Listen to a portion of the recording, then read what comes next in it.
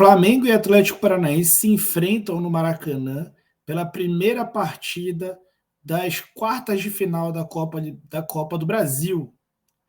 E o rubro-negro precisa fazer valer o seu mando de campo, são duas equipes com mando de campo bastante forte, e o rubro-negro carioca precisa fazer valer o seu mando de campo. Como será que ele pode fazer isso? Bom, eu estudei bastante o Atlético Paranaense, tenho certeza que a comissão técnica estudou mais ainda, e eu tenho aqui alguns caminhos que eu identifiquei sim. Será que esses caminhos fazem sentido? Quer saber você também? Então aproveita, se inscreve no canal aí enquanto eu rodo a vinheta. Já deixa o like aí, senão você vai acabar esquecendo, porque você sempre esquece, que eu sei.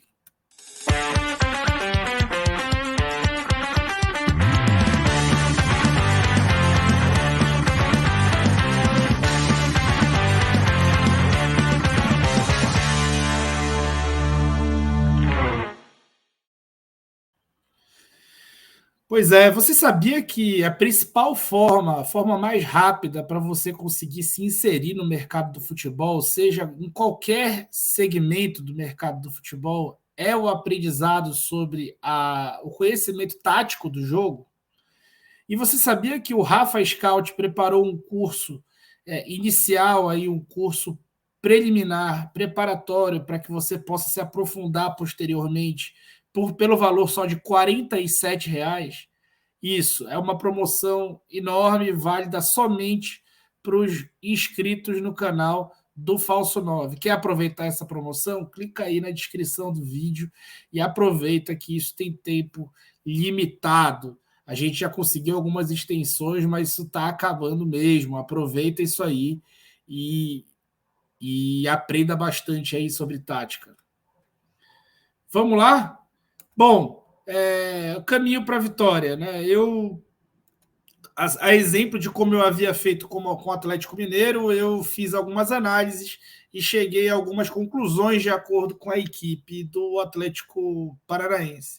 Vamos falar sobre elas, né? Primeiro, a escalação base, né? Inclusive a prévia está dando conta do Pablo talvez jogar, e caso o Pablo não jogue, o Thiago Heleno entraria no time para o Atlético fazer uma linha de 5, né? E nesse caso, o Terãs faria uma função ali de ser o cara centralizado, mais avançado, e o time ficaria assim bem mais recuado, bem mais recuado mesmo, com muito menos saída.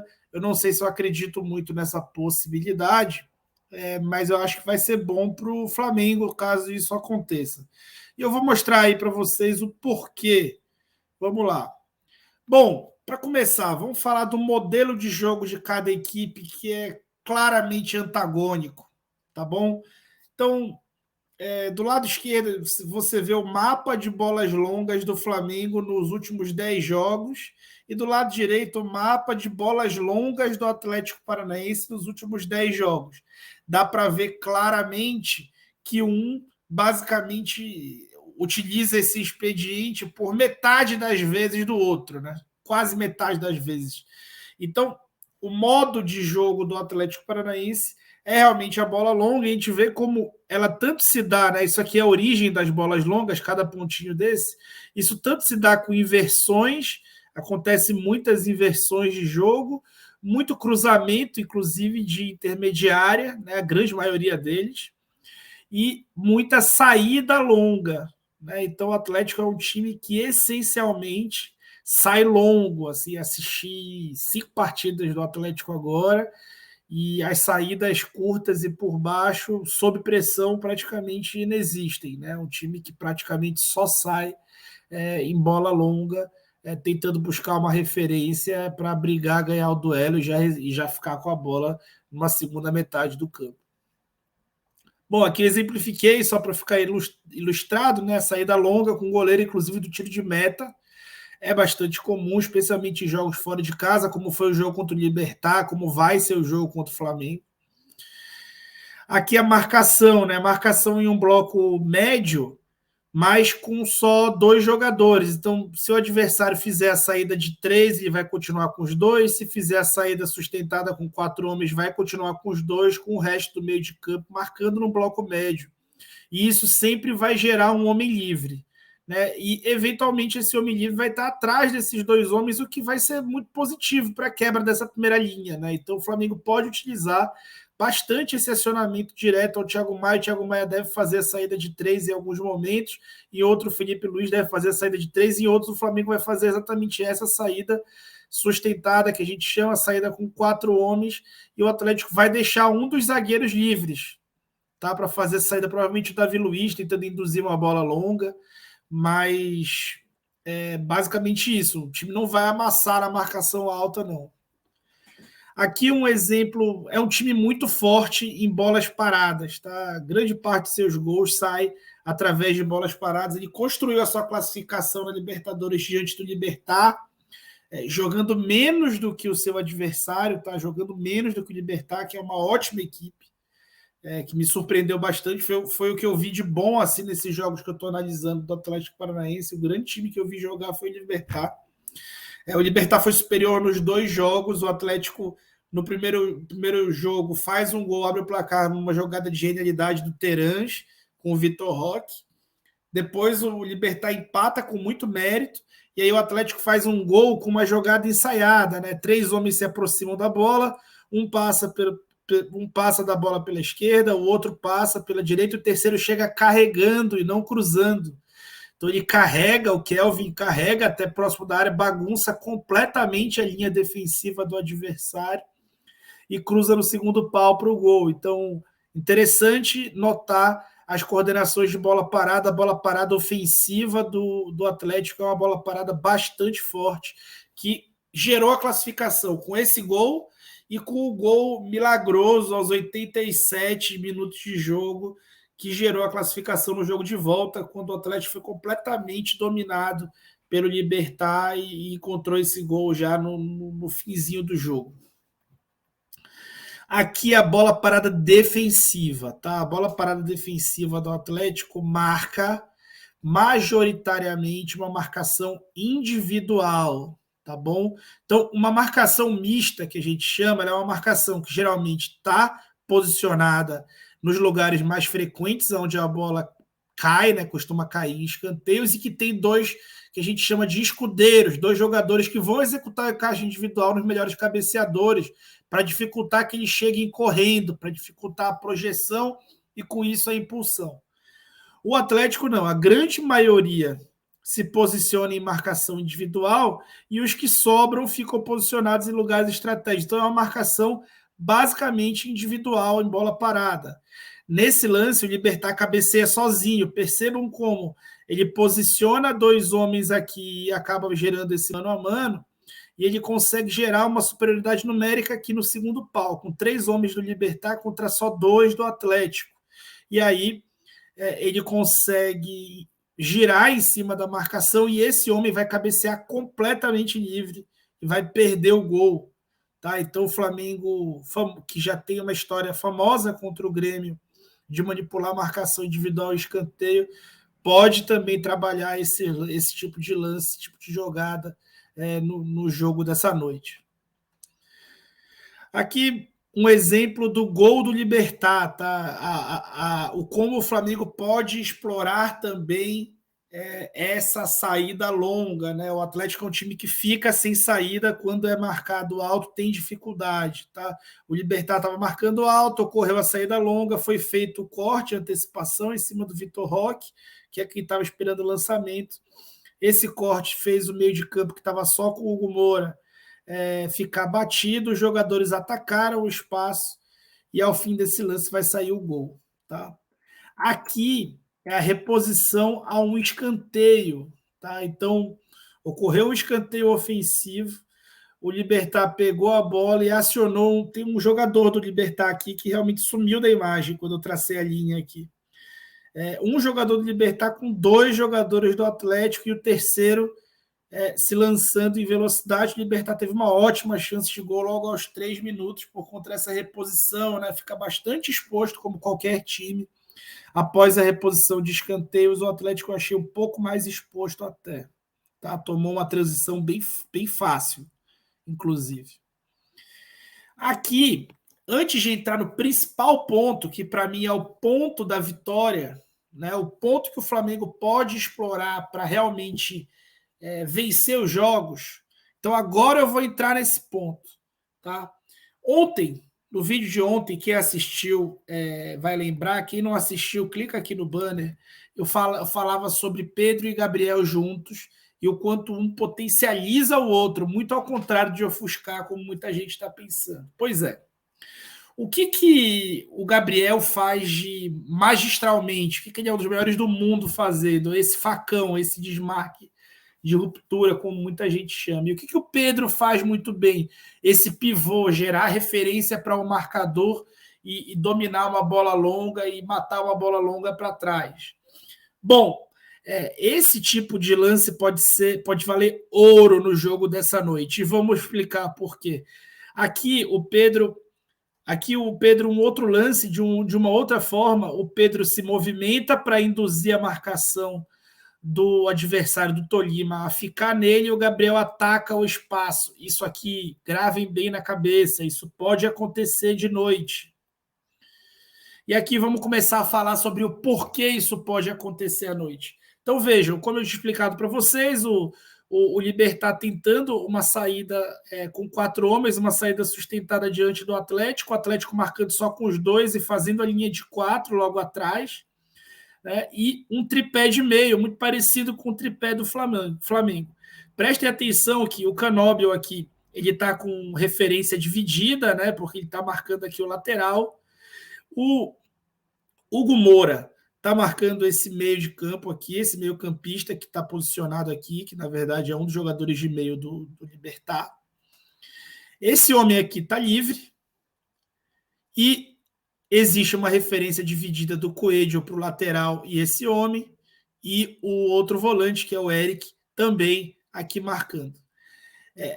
Esse aqui é o segundo atacante, digamos, do Libertad. Tá? Ele é um meio campista. E ele está sem encaixe. O que vai acontecer? O Pedro Henrique salta a pressão da sua linha e faz a perseguição longa, né? Uma perseguição, ele faz, na verdade, um salto de pressão, ele sai à caça e isso vai virar um encaixe individual. A partir do momento que a bola chega nesse jogador, isso se torna um encaixe. E aí a defesa fica com um homem a menos, fica só com 3 homens contra 2 do adversário. Nessa situação, a bola estava descoberta, ela chegou no Roque Santa Cruz, que acabaram errando o passe, mas eles encontrariam a defesa 2 contra 3 ali, uma situação de boa manipulação para poder abrir facão e sair na cara do gol. Tá? Então, ele fica realmente exposto.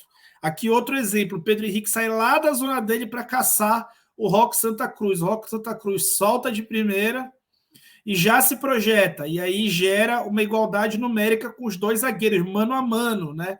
O que na análise a gente chama de superioridade qualitativa, porque os atacantes eles estão correndo na direção do gol adversário, os zagueiros estão tendo que correr de costa, eles são mais lentos, ou seja, eles têm inferioridade com relação ao atacante, apesar de ser o mesmo número de homens. E essas perseguições elas acontecem por outros jogadores da linha de defesa, tá? Encaixes individuais praticamente em toda a defesa e alguns no meio de campo. Então, o Orejuela salta a pressão e sai para caçar o ponta adversário que sai da área, sai dessa linha para induzir ele a caçá-lo. Então, anotem aquilo lá que vocês vão ver. O Canóbio, por sua vez, né, ele é o ponta que joga camisa 9, mas não é centroavante, ele joga pela ponta e ele vem recompor até a linha de fundo quando é preciso. Mas olha o que acontece. O Orejuela sai induzido pela marcação e outro jogador ataca o espaço. E olha o que acontece com o Canóbio. O Canóbio tem que cobrir, o Canóbio que é um atacante, que é o camisa 9, que é o ponta direito do time, tem que recompor na linha defensiva como lateral, enquanto o Orejuela continua a perseguição dele ao jogador do Libertad. O jogador do Libertad continua com a bola, procura um colega para se associar e aí divide a referência do Orejuela. Eles fazem a ultrapassagem, a bola fica com esse homem que sai com bola livre aqui. E olha onde está o Canóbio. Continua fazendo a linha defensiva, o atacante. E aí, essa indução, esse cara vai passar né, por aqui. Esse jogador também vai puxar o Canóbio para a linha de meio, e olha o que vai acontecer. Ele sai completamente livre. Sai completamente livre, podendo receber um passe em condição legal. Foi feita uma manobra, muito parecida até com a manobra realizada pelo Abel Ferreira contra o Renato Gaúcho na final da Libertadores de 2021. Tá? Quando você tem o encaixe individual, tem um jogador que sai a caçar uma perseguição mais longa, e aí você manipula, você tira esse ponta da área por dentro, e você manipula todo o sistema defensivo adversário. Tá? Então isso é muito possível de acontecer aqui novamente. E aí o Pedro Henrique saindo para caçar o Roque Santa Cruz e o Orejuela, que estava jogando de lateral nesse jogo, com a referência dividida entre esse segundo atacante e o ponta adversário. E aí olha o espaço gerado, né, pela perseguição. Ou seja, o Pedro vai ser o cara que vai ser perseguido. Ele vai ser o cara que vai ser caçado. E o Gabigol vai ter a oportunidade de se projetar nesses espaços para receber bolas de primeira do Pedro ou para receber passes diretos atacando esse tipo de espaço. Tá? Então o Gabigol, que é um cara que ataca muito bem o espaço, o Pedro é um cara que executa muito bem o facão, os dois vão estar jogando contra uma defesa que executa essas perseguições e que sai para caçar. Aqui é um exemplo de linha de 5, né? O Canóbio, ele é um atacante que ele realmente fica bastante recuado e pelo lado direito, inclusive, ele forma a linha de 5 várias vezes. Se o Atlético jogar com o Canóbio, né, pela direita e com 3 zagueiros, é possível que a gente veja até linha de 6 a lá Zé Ricardo nessa partida. Aqui outros destaques aqui que são pontos de atenção, os dois, na minha opinião, dois dos principais jogadores do Atlético, o Abner, né, lateral, 14 chances criadas em 35 jogos, 86% de passe certo. Ele era mais dominante com o Carille e com o outro treinador do que tem sido com o Filipão, tem sido um pouco mais preso até. 16 passes-chave, 65% dos dribles com sucesso. Ou seja, o jogador que dribla muito bem e ele vai ter o encaixe dele com o Rodinei. Então, em eventuais momentos, o Abner vai bater na linha de fundo com o Rodinei. Isso pode ser um problema para o Flamengo. Um outro destaque, o craque do time disparado, é o Terãs, né? 33 jogos, 11 gols, 7 assistências, 27 chances criadas, quase uma por jogo, 31 passes-chave, quase um por jogo na temporada. Tá, pessoal? Então, é isso. O Flamengo pode utilizar a dupla Pedro e Gabigol para manipular a altura da defesa adversária, o posicionamento desses jogadores, e o outro atacar o espaço vazio. Além disso, ele pode se aproveitar em bolas paradas ofensivas da marcação majoritariamente individual do Atlético Paranaense, né? E deve ter uma saída de bola bastante fluida pelo fato do Atlético Paranaense não ser uma equipe que vai pressionar de uma forma tão eficaz por não abrir mão da sua linha de meio muito bem montada. Tá? Então, apesar do Atlético Paranaense ser um ótimo time, estar numa ótima fase, estar aí bem treinado dentro da proposta que o Filipão entende como futebol, que aí preferências pessoais podem dizer se é melhor ou pior, isso vai ficar sempre na esfera pessoal de cada um, na preferência pessoal de cada um, mas existem pontos de fragilidade ou pontos que geram espaços e um time como o Flamengo tem condição de atacar esses espaços.